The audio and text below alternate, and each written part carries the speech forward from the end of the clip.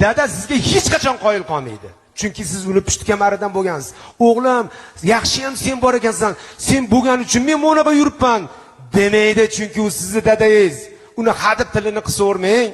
Hadib uni ayingiz oldida xijolat qilavermang.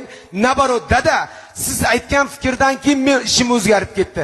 Siz aytgan, siz hali bergan pulingiz barakali ekan, ko'payib ketgandan keyin uni sabab chiqib qo'yaylik. Dadani sabab chiqib qo'yaylik. Dada, agar siz bo'lmaganingizda o'sha ish bo'lmasdi deb dadangiz til uzunroq bo'lib tursin. Ayingiz oldida, chunki sizni ham xotiningiz bor, bolalaringiz oldida tilingiz qisilmaslik kerak-ku. U dada bugun bor, ertaga yo'q, ertaga siz fil olib bersangiz ham qaytib kelmas ekan. Dadamizni hech qachon tili qisilib, gapi bo'linib qolishini xohlamaymiz.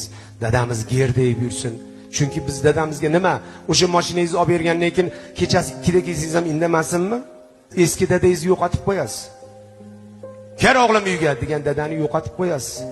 Eski mehribon dadangizni yo'qotib qo'yasiz. Jahldor dadangizni yo'qotib qo'yasiz. Chunki ha qo'yenda ishlayapti deydi. He, qayerda ishlayapsiz o'zi? Nimani qo'ylatib qo'yapsiz o'zi? Siz sababchisiz xolos. Allohning lashkarisiz xolos.